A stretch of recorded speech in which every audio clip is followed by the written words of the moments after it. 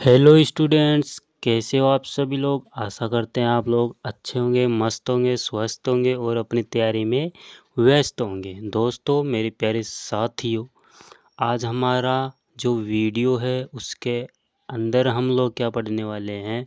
हिंदी का तीसरा टॉपिक चल रहा है हमारा विशेषण, संज्ञा, सर्वनाम। दो टॉपिक हमारे पूरे हो चुके हैं। अगर आपने अभी तक संज्ञा और सर्वनाम के नहीं देखे हैं वीडियो, तो आपको क्या करना है, प्ले लिस्ट में जाना है और उनको समझना है। बिल्कुल मैं अपने हाथों से नोट्स बनाता हूँ और फिर आपके सामने वीडियो बना करके अपलोड करता हूँ।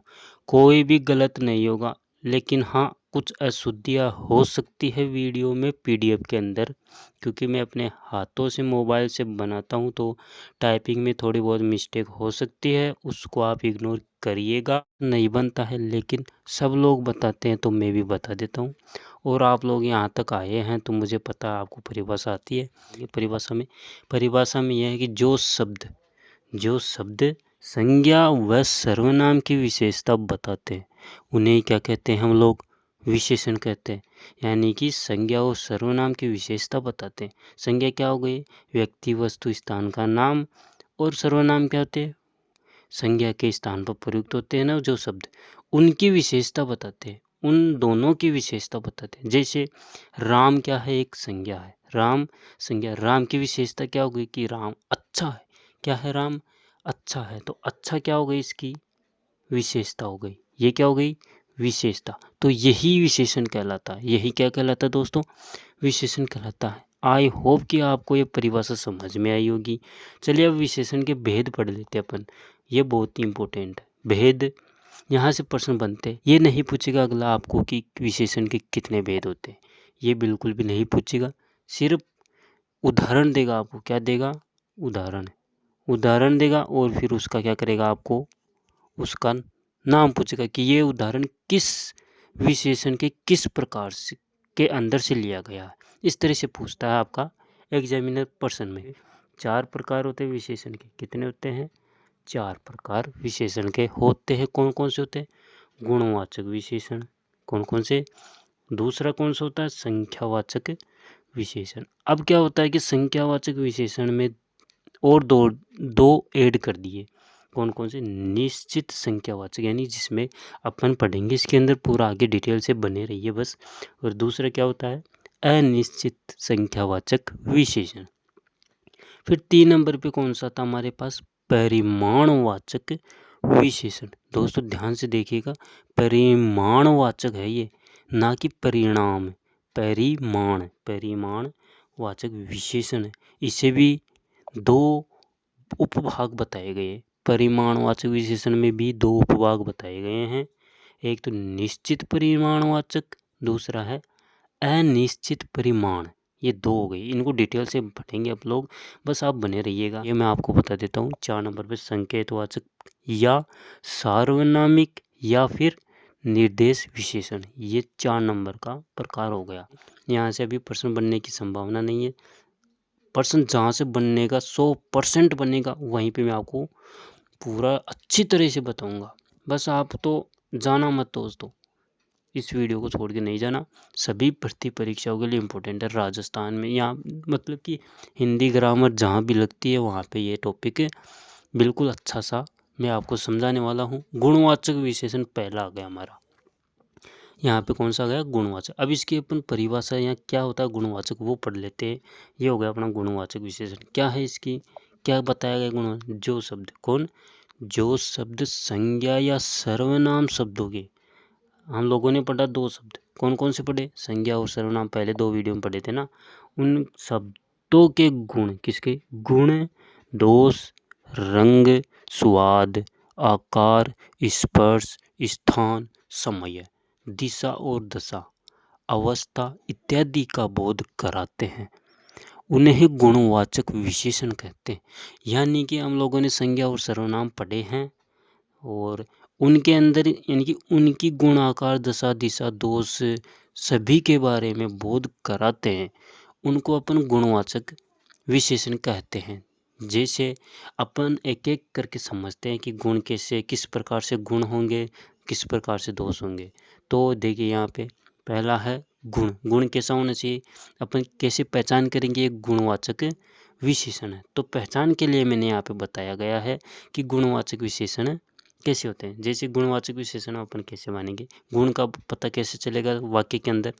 जैसे उधर, उधर नहीं, ये उदार है दोस्तों। क्या है, ये टाइपिंग में थोड़ा मिस्टेक हो गया, यहाँ पे मैं लिख देता हूँ उदार, उदार ये होगा। इसमें थोड़ा टाइपिंग में मैंने पहले बोल दिया था। तो क्या होगा, उदार, दयालु, ईमानदार, मेहनती, भला इत्यादि। ये क्या हो गए, इसके गुण हो गए। वाक्य में ऐसे शब्द मिल जाए आपको सेंटेंस में, उदाहरण में, तो आपको आंख मीच के क्या कर देना है, गुणवाचक विशेषण कर देना। बिना सोचे समझे क्या कर देना है, गुणवाचक विशेषण। ऑप्शन में देख के करना। अगर आप कर दो, ऑप्शन में है ही नहीं गुणवाचक विशेषण और आप गुणवाचक विशेषण कर दो तो वो तो गलत हो जाएगा ना। तो दूसरा है दोष। दोष का कैसे पता चलेगा अपन को। जैसे नीच, अपन बोलते हैं ना साले नीच, कोई गाली वगैरह निकालता तब बोलता है अबे तू तो नीच है रे तू, मतलब कि उसका दोष हो गया है। तो नीच, झूठा, झूठ बोलने वाला झूठा, दुष्ट, पापी, बेईमान इत्यादि। ये क्या हो गए, तो उसके दोष हो गए। ये शब्द मिल जाए तो आपको दोष हो गए, तो इनको आपको गुणवाचक विशेषण में कर देना। फिर रंग। रंग तो आपको पता है, गुलाबी, लाल, केसरिया, हरा, पीला, सफ़ेद, कैसा भी रंग हो वो आप रंग कर देना। फिर स्वाद। स्वाद कैसा है, स्वाद आपको पता है, टेस्टी। टेस्ट कैसा लगता है आपको ना, तो स्वाद बता देना है, मीठा।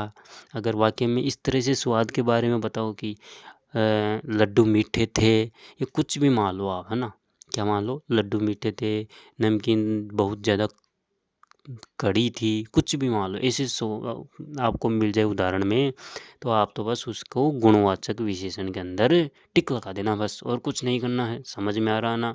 फिर क्या है, स्पर्श। स्पर्श करते हैं हम किसी भी चीज़ को, तो उसको अपन को स्पर्श करने पर पता चलता है कि ये कैसा है, ये वस्तु कैसी है। जैसे स्पर्श करने पर मुलायम, कोई मुलायम होता तो मुलायम का पता चलता है, कोमल, चिकना, ये इससे से हमें स्पर्श करने पर पता चलता है।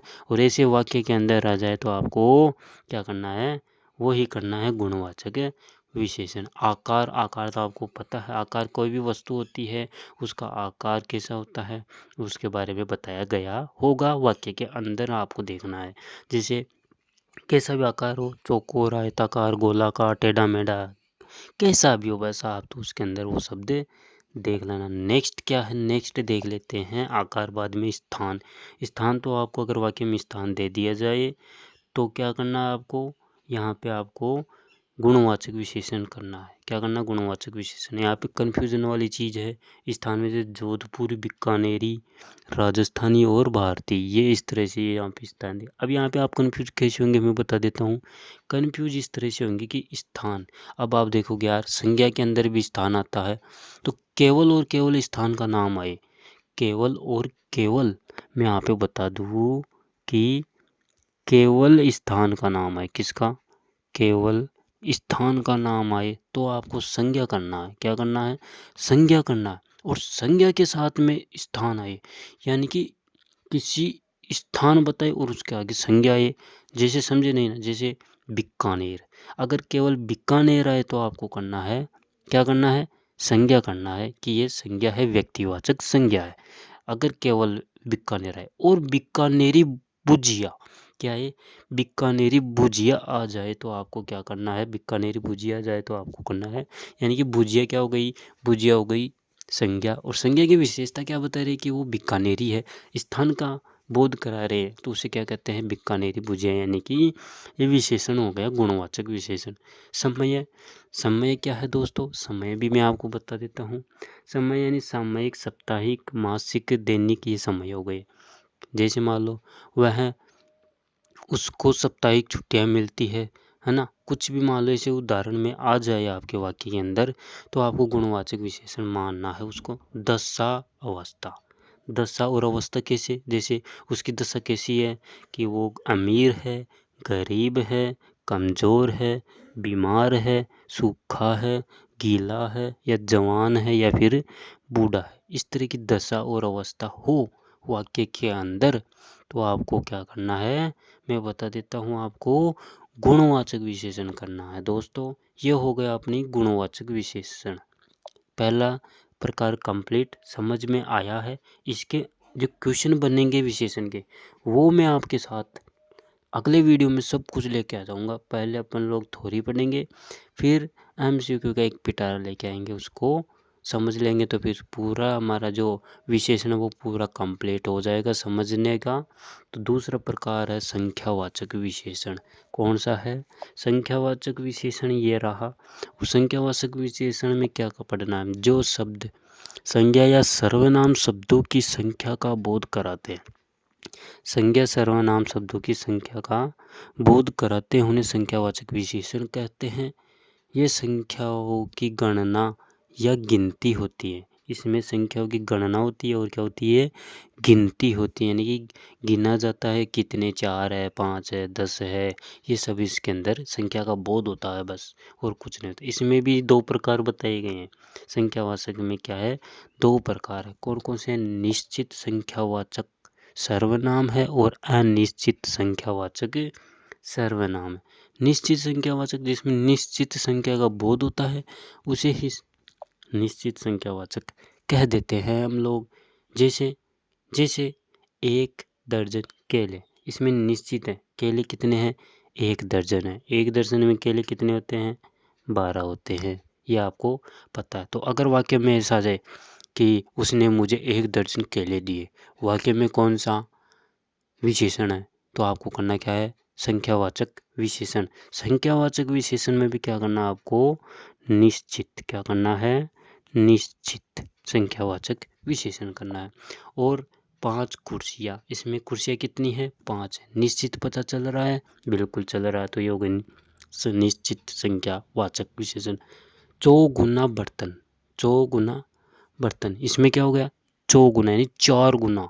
जैसे मान लो 5 हैं तो 5 का चौगुना कितना होगा? 5 चौके 20। यहाँ पे इस तरह से फिक्स पता चल रहा है निश्चित का। 2 केले, इसमें केले कितने हैं? 2 है। निश्चित पता चल रहा है। ये हो गया मेरे निश्चित संख्यावाचक विशेषण। दूसरा आता है हमारा अनिश्चित संख्यावाचक विशेषण। जो शब्द निश्चित संख्या का बोध नहीं कराते हैं उन्हें ही क्या कह देते हैं हम लोग? अनिश्चित, यानी कि जिसको निश्चित संख्या का बोध नहीं होता है। जैसे अपन मान लो 5 रुपये, किसी को बोलते हैं हम लोग, अरे भाई यार 5 रुपये दे, लेकिन आजकल तो 5 रुपये का ज़माना नहीं रहा। अब तो बोलते हैं भाई यार 500 रुपये दे दे, 500 रुपये दे दे। अगर 500 ऐसे बोले तो हमें फिक्स पता चल रहा है, लेकिन 5 रुपये, 500 रुपये दे दे, इसके अंदर फिक्स नहीं है कि ये हमें पूरे 500 ही मांग रहा है या फिर कुछ उसके आसपास भी हो सकता है। इस तरह से होता है। कुछ किताबें, अब कौन सी किताबें, कितनी किताबें, उसका कोई हमें अता पता नहीं है। कुछ किताबें में ऐसा होता है। कुछ रुपये, अरे भाई कितने रुपये, ये भी हमें नहीं मालूम। 20 कमरे, अरे भाई 20 कमरे, 20 कमरे में कितने भी हो सकते हैं, 21 भी हो सकते हैं, 18 भी हो सकते हैं, फिक्स पता नहीं है। तो वो क्या हो गए? अनिश्चित संख्यावाचक हो गए। 5-6 पेंसिलें, 5 और 6, या फिक्स बता भाई, तब हमें पता चले कि 5 है या 6 है पेंसिलें। तो हमें पता नहीं चल रहा है कि कितने हैं पेंसिलें। तो ये भी अनिश्चित संख्यावाचक हो गई। 2, या क्या लिखा हुआ है यहाँ पे? 2-3 आम, 2-3 आम, अरे यार क्या पता 2 है या 3 है, फिक्स बता होना चाहिए, तब हमें होता पता। तो चलिए, ये हो गया हमारे संख्यावाचक विशेषण। आपको समझ में आए होंगे मेरे साथियों। तो अपन लेते हैं अब तीसरा नंबर का विशेषण, परिमाणवाचक विशेषण। अभी बता देता हूँ मैं, परिमाण है ये, परिणाम नहीं है। परिमाणवाचक विशेषण, इसमें क्या होता है? परिमाणवाचक विशेषण में जो शब्द संज्ञा और सर्वनाम शब्दों की मात्रा या तोल का ज्ञान कराते हैं, यानी कि तोल मात्रा का ज्ञान कराते हैं, उन्हें परिमाणवाचक विशेषण कहते हैं। ये भी 2 होते हैं। ये भी कितने होते हैं? 2 होते हैं, निश्चित और अनिश्चित। अब निश्चित कौन से होते हैं और अनिश्चित कौन से होते हैं? अभी हम लोगों ने डिस्कस किया, बात की कि संख्यावाचक के अंदर की निश्चित और अनिश्चित, यानी कि निश्चित, उसमें निश्चित संख्या का बोध हो रहा था। उसमें क्या हो रहा था? निश्चित संख्या का बोध हो रहा था। और इसके अंदर अपन निश्चित नाप तोल का बोध करेंगे। निश्चित नाप तोल का बात करेंगे। इसमें यानी निश्चित नाप तोल होगा और अनिश्चित नाप तोल होगा, यही लोचा है इसके अंदर। बस इसमें अगर निश्चित नाप तोल का पता चल रहा है तो उसे निश्चित परिमाणवाचक कहेंगे, और अगर निश्चित नाप तोल का पता नहीं चल रहा उसे अनिश्चित परिमाणवाचक कहेंगे। तो निश्चित के अंदर उदाहरण दिए गए हैं 2 मीटर कपड़ा। अरे भाई, निश्चित के अंदर दिया गया 2 मीटर कपड़ा, पता चल रहा कपड़ा कितना है, 2 मीटर है, ये निश्चित परिमाण हो गया। 6 डिग्री सेल्सियस तापमान, कितना तापमान, 6 डिग्री, ये भी पता चल रहा, तो ये भी क्या हो गया, निश्चित परिमाणवाचक विशेषण हो गया। आधा बीघा जमीन कितनी है, आधा बीघा है, इसमें भी पता चल रहा है, बिल्कुल, तो ये भी हो गया। 2 लीटर दूध, इसमें भी पता चल रहा है फिक्स है कि कितना दूध है, 2 लीटर है। 1.25 किलो चीनी, इसमें भी फिक्स से पता चल रहा है, तो ये क्या हो गया, ये हो गया निश्चित, क्या हो गया, निश्चित परिणाम वाचक विशेषण। और अनिश्चित के अंदर हम बता देता हूँ, इसमें निश्चित परिमाण नाप तोल का, यानी कि निश्चित नाप तोल का पता नहीं चलता है। जैसे 3 मीटर कपड़ा, भाई 3 मीटर क्या होता है, 3 मीटर या फिर 1 मीटर, हमें पता नहीं चल रहा है कि कितना कपड़ा मांग रहा है अगला, तो इसमें क्या हो गया, ये हो गया अनिश्चित, क्या हो गया, अनिश्चित हो गया। फिर 20 किलोमीटर, 20 किलोमीटर क्या होता है यार, या तो पूरा बोल 20 किलोमीटर, क्या 20 किलोमीटर, या फिर 21, 25 जो भी है पूरा बता। 20 किलोमीटर में हमें कोई पता नहीं चल रहा है कि पूरा 20 है या आगे पीछे भी हो सकता है, तो ये भी अनिश्चित।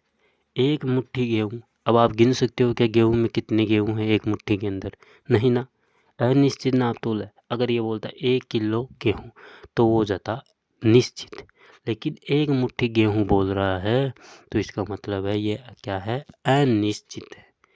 1 चम्मच दूध, कितना, 1 चम्मच। अब दूध का निश्चित पता चल रहा, जी पता चला 1 चम्मच, अरे तो वो पता चल रहा कि 1 चम्मच है दूध का, ये नहीं पता चला कि वो कितना है, 100 ग्राम है, पाव है, अध पाव है, कितना है, वो नहीं पता चला। तोल के अंदर बात करें हम लोग, तो वो पता नहीं चल रहा है। चम्मच में कैसे दूध को नापते हैं भाई, तो ये भी क्या हो गया, अनिश्चित हो गया। छोटा सा कपड़ा, अब छोटा सा कपड़ा कौन सा होता है, छोटा बड़ा हम तो नहीं जानते, तो ये भी अनिश्चित हो गया। 2 थैली दूध में भी आपको कोई पता नहीं चल रहा कि ये कौन सा है, तो ये क्या हो गया, अनिश्चित, क्या हो गया, अनिश्चित वाचक विशेषण। ये 2 कंप्लीट हो चुके हैं हमारे, 2 नहीं 3 हो गए, 3 प्रकार कंप्लीट हो गए। चौथा प्रकार आ रहा है, नंबर 4 नंबर का प्रकार है, ये थोड़ा आपको समझा देता हूँ मैं क्या है। संकेतवाचक या सार्वनामिक विशेषण क्या है ये, जो सर्वनाम शब्द, कौन से शब्द, जो सर्वनाम शब्द संज्ञा शब्दों की ओर संकेत करते हैं, संज्ञा शब्द होते हैं ना, उनकी ओर संकेत करते हैं, उन्हें संकेतवाचक सर्वनामिक विशेषण कहते हैं। इसमें सर्वनाम शब्दों, यहाँ पे मैं बता देता हूँ, इसमें सर्वनाम शब्दों के तुरंत बाद संज्ञा शब्द का प्रयोग होता है, परंतु इस नियम में पुरुषवाचक सर्वनाम में आता है ना, अन्य पुरुष, कौन सा था, अन्य पुरुष को छोड़कर वह निजवाचक सर्वनाम नहीं आते, अन्य पुरुष और निजवाचक सर्वनाम इसके अंदर नहीं आता। अब इनमें कन्फ्यूजन कैसे होती है मैं बताता हूँ आपको। यहाँ पे मैंने उदाहरण लिखे हैं 2-3 कितने भी है, कि वह है मेरा घर है, ऐसा उदाहरण आए, वह है मेरा घर है। अब देखो वह और घर के बीच में क्या है, मेरा, क्या आ रहा है, मेरा, ये क्या है, ये सर्वनाम है, क्योंकि बीच के अंदर क्या आ गया, संज्ञा के पहले क्या आ गया, यानी घर है संज्ञा के पहले सर्वनाम आ गया, और वह क्या आ गया, विशेषण आ गया, तो ये मतलब कि सर्वनाम हो गया, क्या हो गया, ये सर्वनाम हो गया। अब देखो वह घर मेरा है, वह घर मेरा, अब उसके तुरंत बाद क्या रहा, वह के तुरंत बाद संज्ञा आ रही है, तो ये संज्ञा की विशेषता बता रहे हैं, घर आ रहा है ना, घर की विशेषता बता रहे कि वह है घर मेरा है, ये इसकी विशेषता हो गई, तो ये विशेषण हो गया। जैसे नीचे आ रहा है, जैसा करोगे वैसा भरोगे, जैसा वैसा। ये क्या आ रहा है, ये सर्वनाम, ये क्या है, सर्वनाम है। और विशेषण कैसे होगा, ये जैसा देश वैसा भेष, ये क्या हो गया इसका, ये इस तरह से आए तो ये हो गया विशेषण। क्यों, क्योंकि विशेष जो विशेषता बता रहा है उसके तुरंत बाद क्या आना चाहिए, संज्ञा। बस ये रट लो आप, तुरंत बाद क्या आना चाहिए, संज्ञा। तो उसे क्या कहेंगे, विशेषण। क्या कहेंगे, विशेषण, वो भी संकेतवाचक विशेषण। कोई रो रहा है, ये हो गया सर्वनाम। और कोई आदमी रो रहा है, वो क्या हो गया, विशेषण। क्योंकि आदमी क्या है, संज्ञा है, और कोई क्या है, ये विशेषण हो गया। इस तरह से आप लोग इसको समझेंगे तो बिल्कुल समझ में आएगा। मुझे लगता है ये आपको समझ में आए। इसके प्रकार नीचे अपने को क्या दिए गए हैं, ये नीचे दिया गया है क्या, अपने चैनल का क्या बोलते हैं इसको, लोगो है, यानी कि नाम है अपने चैनल का। किस तरह से आप लोग इसको फॉलो करते हैं आपकी इच्छा है। टेलीग्राम भी इसी नाम से है, और क्या है, और इंस्टाग्राम भी इसी नाम से है, यूट्यूब भी इसी भी नाम से है। तो आप लोग इसको चेकआउट करिएगा। अभी हमने कुछ PDF के अंदर ये लगाया है क्या, जो मूल अवस्था होती है विशेषण की, उसके बारे में आपको थोड़ा बहुत बता देता हूँ। तो मूल अवस्था में अब तुलना या अवस्था के आधार पर विशेषण 3 भेद होते हैं। विशेषण के कितने भेद होते हैं, 3 भेद होते हैं। यानी कि मूल अवस्था है ना, मूल अवस्था है ना, और कौन सी होती है, उत्तरावस्था और उत्तम अवस्था। मूल अवस्था, उत्तरावस्था, उत्तम अवस्था। मूल अवस्था विशेषण कौन से होते हैं, जहाँ शब्द या वाक्य अपनी मूल अवस्था में रहता है, अर्थात उनकी किसी से तुलना नहीं की जाती, वहाँ मूल अवस्था विशेषण होता है। जैसे उच्च, निम्न, अधिक, लघु, मधुर, कटु इत्यादि, ये क्या हो गए, मूल अवस्था हो गई। नीचे दिए गए हैं, सीता सुंदर है, और पंकज होशियार है, आम मीठा है, ये क्या है, इसके उदाहरणों के। नंबर 2 पे आता है उत्तरावस्था। कौन सा आता है, उत्तरावस्था। ये क्या होता है, ये आपको बता देता हूँ मैं। उत्तरावस्था जहाँ एक की तुलना गुण या दोष के आधार पर, गुण या दोष के आधार पर किसी अन्य के साथ की जाती है, उसे उत्तरावस्था कहते हैं। अर्थात इसमें 2 में तुलना की जाती है, ये याद रखना, 2 के अंदर तुलना की जाती है। जैसे राम श्याम से अच्छा है, जैसे कुसुम राधा से सुंदर है।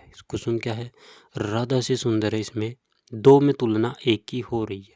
तीसरा आता है उत्तम अवस्था। उत्तम अवस्था में क्या होता है कि ग्रुप के अंदर, यानी कि बहुवचन में से एक की क्या होती है, विशेषता बताई जाती है। जहाँ एक की तुलना अन्य सभी से की जाती है, वहाँ उत्तम अवस्था होता है। शब्द के अंत में तम शब्द का प्रयोग किया जाता है। जैसे उत्तम, इस प्रकार से अधिकतम, इस प्रकार से महत्तम, ये शब्द होते हैं। जैसे उदाहरण के तौर पर हम लोग बात करते हैं, मोहन ने कक्षा में सर्वाधिक अंक प्राप्त किए। यानी कक्षा में तुलना हो रही है किसकी, मोहन की।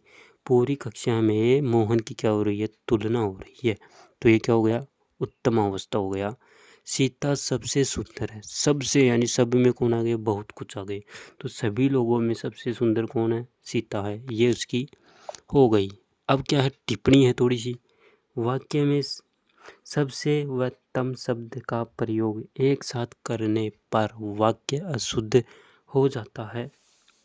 अतः वाक्य में इन दोनों शब्दों में से किसी एक शब्द का ही प्रयोग करना चाहिए। यानी कि ये बोल रहा है कि तम और सबसे, इनमें से सिर्फ एक चीज़ का प्रयोग करना है आपको, दोनों का प्रयोग नहीं करना। अगर दोनों का प्रयोग आपको वाक्य में मिलता तो वो अशुद्ध वाक्य होता है। शब्द शुद्धि के अंदर ये काम आता है, शब्द शुद्धि और वाक्य शुद्धि के अंदर काम आता है साथियों। जैसे राम ने सबसे अधिकतम अंक प्राप्त किए, ये गलत हो गया। राम ने सबसे अधिक अंक प्राप्त किए, या तो ये होता, या फिर ये होता राम ने अधिकतम अंक प्राप्त किए, राम ने अधिकतम अंक प्राप्त किए, इस तरह से होता है ये दोस्तों। अब कुछ महत्वपूर्ण बातें हैं वो बता देता हूँ मैं। प्रविशेषण क्या होते हैं, जो शब्द विशेषण है ना, ये भी इम्पोर्टेंट है, यहाँ से भी प्रश्न बनता है दोस्तों, तो इसको आप समझ लेना। प्रविशेषण जो शब्द विशेषण की भी विशेषता बताते हैं, उसे प्रविशेषण कहते हैं। जैसे बहुत सुंदर आदि, बहुत सुंदर आदि, जैसे राधा बहुत सुंदर है, यानी कि सुंदर की विशेषता बता रहा कि कैसा है वो, बहुत सुंदर है। सोहन अत्यंत कमज़ोर है, ये इसकी विशेषण की भी विशेषता बता रहा है। अब ये विशेष्य क्या होता है? विशेष्य विशेषण जहाँ विशेषण विशेष्य से पहले आता है। कहाँ? विशेषण विशेष्य से पहले आता है, वहाँ क्या होता है?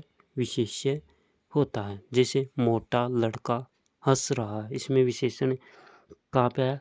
विशेष्य से पहले। लड़का कौन है? विशेष्य है, और मोटा क्या है? विशेषण है। तो ये मोटा लड़के से पहले है, तो ये क्या हो गया? विशेषण हो गया। अभी आगे क्या है? ये आगे और उदाहरण दिए गए। राम ने काला कोट पहन रखा। कोट क्या है? काला, तो इसकी ये विशेषता हो गया। एक और है विधेय, विधेय विशेषण, इसको भी थोड़ा हम लास्ट में पढ़ लेते हैं, फिर हमारा वीडियो कंप्लीट हो जाएगा। जहाँ विशेषण विशेष्य के बाद आता है, उसे विशेष विधेय कहते हैं। लड़का आलसी है, आम मीठा है, राधा सुंदर है, ये क्या हो गए? इसके विधेय हो गए। तो दोस्तों, मैं उम्मीद करता हूँ ये वीडियो आपको अच्छा लगा। बिल्कुल मैं अपने तरीके से मैंने आपको समझाने की कोशिश की है। मुझे लगता है कि आपको समझ में अगर कुछ भी आपका कमेंट सवाल हो तो आपको क्या करना है? कमेंट करना है, चैनल को सब्सक्राइब करना है और शेयर करना है। फिर मिलते हैं नेक्स्ट वीडियो के अंदर नए टॉपिक के साथ। आप कमेंट करना कि अगला कौन सा टॉपिक लेके आए। ठीक है, मिलते हैं। जय Hind, Ram Ram, thank you so much.